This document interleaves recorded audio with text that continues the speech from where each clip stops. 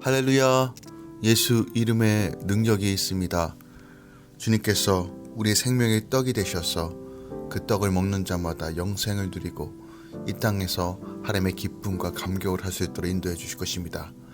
믿음으로 바라보고 말씀 가운데 순종하며 성령 안에서 걸어가는 이 아침 되기 원합니다. 2월 23일 수요일 아침 예배 성삼위 하나님께 올려드립니다.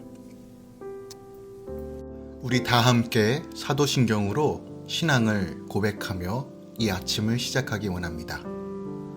전능하사 천지를 만드신 하나님 아버지를 내가 믿사오며 그 외아들 우리 주 예수 그리스도를 믿사오니 이는 성령으로 잉태하사 동정녀 마리아에게 나시고 본디오 빌라도에게 고난을 받으사 십자가에 못 박혀 죽으시고 장사한 지 사흘 만에 죽은 자 가운데서 다시 살아나시며 하늘에 오르사 전능하신 하나님 우편에 앉아 계시다가 저리로서 산 자와 죽은 자를 심판하러 오시리라.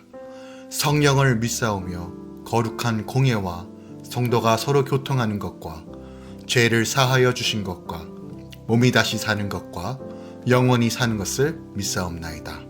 아멘. 오늘 하나님의 말씀은 마가복음 8장 14절부터 26절까지입니다. 마가복음 8장 14절부터 26절까지입니다. 제자들이 떡 가져오기를 잊었음에 배에 떡 한 개밖에 그들에게 없더라.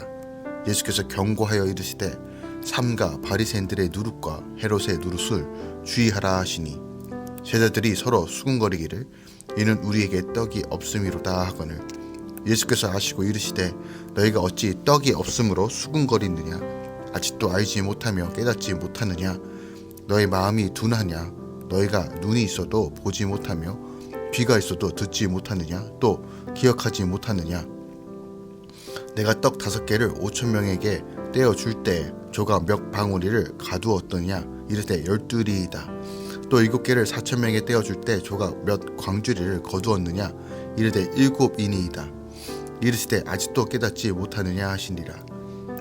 벳세다의 이름에 사람들이 맹인 한 사람을 데리고 예수께 나와 손대시기를 구하거늘 예수께서 뱅인의 손을 붙잡으시고 마을 밖으로 데리고 나가서 눈에 침을 뱉으시며 그에게 안수하시고 무엇이 보이느냐 물으시니 쳐다보며 이르되 사람들이 보이나이다 나무 같은 것들이 걸어가는 것을 보나이다 하거늘 이에 그 눈이 다시 안수하심에 그가 주목하여 보더니 나와서 모든 것을 밝히 보는지라. 예수께서 그 사람을 집으로 보내시며 이르시되 마을에는 들어가지 말라 하시니라. 아멘. 하나님의 말씀입니다. 오늘 본문은 예수님이 제자들에게 바리새인들의 누룩과 헤롯의 누룩을 주의하라고 명하신 것 그리고 제자들은 우리에게 떡이 없어 그러신가 보다라고 수군거리는 장면. 이에 예수님은 적은 떡으로 많은 사람을 먹이신 이적을 보고도 깨닫지 못한다고 그들을 책망하시는 내용과 함께 베데사에 이르러 한 맹인을 고쳐주는 내용이 기록되어 있습니다. 본문을 조금 더 상세하게 나누기 원합니다. 14절부터 22절까지는 제자들을 향하여 바리새인과 헤롯의 누룩에 대한 예수님의 경계의 말씀이 기록되어 있습니다.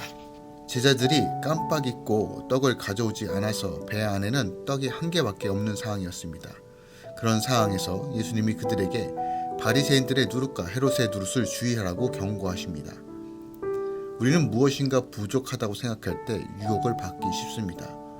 적은 양의 누룩이 떡을 부풀게 하는 것처럼 우리가 주의하지 않는 사소한 죄 때문에 신앙 전체가 부패할 수 있습니다. 예수를 따르는 삶을 잘 살아가다가도 경건주의의 외식 또는 세상 조주의 유혹을 받게 됩니다. 그러기에 우리는 계속 주의하지 않으면 안 됩니다. 힘들더라도 남들과 비교하지 말고 현재를 인정하며 말씀을 붙잡고 힘든 가족을 품으며 하루를 살아내는 것이 누룩을 주의하는 삶이라는 것이죠.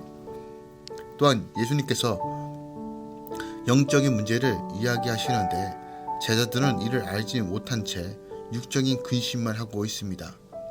몇 개의 떡 조각으로 수천 명을 먹이신 예수님이 함께 계시고 가르쳐 주시는데도 제자들은 영적 진리를 깨닫지 못하고 근심만 합니다. 이처럼 예수님이 우리에게도 세상을 부러워하지 말라고 하시는데 우리는 세상에서 어떻게 해야 잘 사는지를 늘 고민합니다. 예수님을 만나 우리는 고난의 환경인 온 이유를 말씀으로 해석하며 영적인 성숙을 이루어져 가야 합니다. 배고플 때 어떻게 먹을 것인가만 근심하지 말고 그동안 나를 먹이셨던 예수님을 기억하면서 그 예수께 이 문제를 가지고 나아가야 한다는 것이죠.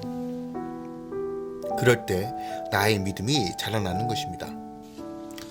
22절부터 26절까지는 베세다에 있는 소경을 치유해 주시는 내용이 담겨져 있습니다.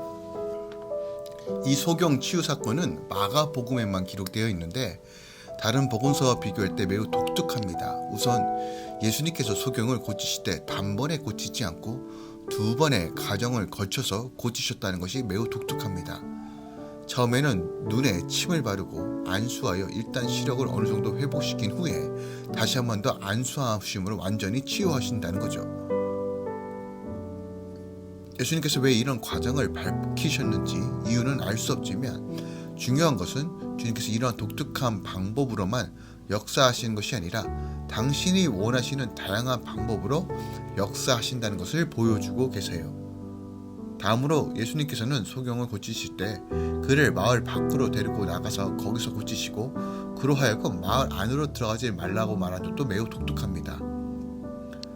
성경학자들은요 마태복음 11장 21절부터 22절에 보면 당시 벳세다가 주님을 거부한 사실이 기록되어 있는 것으로 보아 그들 앞에서 권능을 행하지 아니하였다는 것이라고 우리가 생각해 볼 수 있는 부분이죠.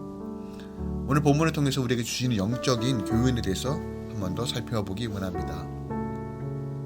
본문을 통해서 우리가 분명히 보아야 하는 것은 15절 말씀입니다. 삼가 바리새인들의 누룩과 헤롯의 누룩을 주의하라고 명하십니다. 즉 성도는 이 바리새인 누룩이 아닌 말씀의 누룩으로 세상의 누룩을 변화시키는 자가 되어야 한다는 것이에요. 당시 바리새인들의 누룩이란 형식주의적이고 독선과 위선을 가리키는 용어입니다. 이는 누가복음 12장 1절에서도 바리새인들의 누룩 곧 외식이라는 말을 통해서도 우리가 더 분명하게 알 수 있죠. 또한 헤롯의 누룩이란 세상의 이익에만 집착하는 세속적 탐욕을 가리킵니다. 즉 주님의 제자들에게 형식주의와 세속주의를 경계하라고 말씀하고 있는 거예요. 성경에서 누룩을 표현할 때 긍정적인 측면과 부정적인 측면에서 둘 다 사용되고 있습니다. 긍정적인 측면으로는 천국과 복음의 확장성을 말씀하시면서 누룩 비유를 말씀하기도 하셨습니다. 이것은 마태복음 13장 33절에 기록되어 있죠. 그와 반대로 본문에서와 같이 바리새인과 헤롯 땅의 부정적인 영향력을 말씀하시기 위해 누룩 비유를 사용하셨다는 거죠.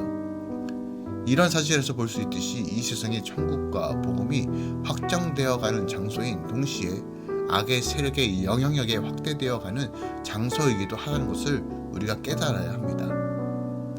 그래서 이 세상에는 의의 세력과 불의한 세력 간의 충돌이 일어날 수밖에 없죠. 즉 하나님의 나라와 사단 나라가 각각 복음과 탐욕을 무기로 세상을 얻기 위해 싸움을 벌이는 치열한 각축장이 바로 이 세상이라는 것이죠. 눈에 보이지는 않지만 대기 가운데 차가운 공기와 따뜻한 공기가 늘 존재하고 한된 전선과 온난 전선을 형성하면서 서로 충돌하고 그 가운데에서 돌풍과 폭우가 일으키는 것처럼 우리는 늘 영적 전쟁에서 하나님 나라를 위해 복음 받은 그리스도의 군사로 살아야 한다는 것이죠. 우리는 늘 영적 전쟁에서 하나님의 나라를 위해 부름받은 그리스도의 군사로 살아야 한다는 것이죠. 우리는 하나님 나라의 복음이라는 누룩을 지닌 자로서 세상의 누룩을 막고 복음으로 이 세상에서 하나님 나라를 세워가야 할 사명을 가진 자들입니다. 그래서 로마서 12장 2절은 말하죠. 너희는 이 세대를 본받지 말고 오직 마음을 새롭게 함으로 변화를 받아 하나님의 선하시고 기뻐하시고 온전하신 뜻이 무엇인지 분별하도록 하라. 아멘. 그러므로 주의 말씀과 성령으로 늘 충만하게 하여 바리새인과 헤롯의 누룩처럼 세상을 부패시키는 것이 아닌 복음의 누룩이 되어 하나님의 나라를 세워가는 온전한 누룩의 역할을 감당해야 한다는 것이죠. 기도하겠습니다. 사랑하는 주님, 오늘 세상의 누룩을 경계하며 작은 죄라도 끊고 다시 하나님께 집중하는 삶을 살기 원합니다. 거룩한 성령이 우리 안에 충만케 채워주셔서 우리 안에 더 깊은 곳까지 하나님을 알고 깨닫고 주 안에서 늘 복음의 능력으로 살아갈 수 있도록 역사하여 주시옵소서.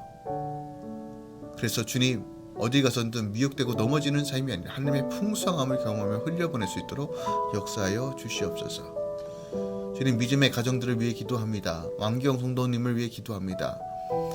주님, 주의 딸 가운데 하나님의 마음을 부어주심에 감사합니다. 선교의 열심과 열정 가운데 주의 일하심을 분명히 보게 하시고 모든 가정 가운데 또한 자녀들의 삶 가운데 하나님의 평강과 안식과 충만함으로 채워주시옵소서. 어딜 가 있든지 오가는 모든 발걸음 선하게 인도하여 주시고 늘 하나님 바라보며 기도할 때마다 응답하여 주시옵소서. 주님, 조미경 성도를 위해 기도합니다. 하나님의 권세와 능력이 하나님 조미경 성도 가운데 충만하게 임하길 원합니다. 언제나 늘 동행하며 주의 일하심을 늘 경험하며 나아갈 수 있도록 역사하여 주시옵소서. 가정 가운데 하나님 화평과 은혜를 채워주시고 무엇보다 믿음으로 하나 되게 하여 주시옵소서.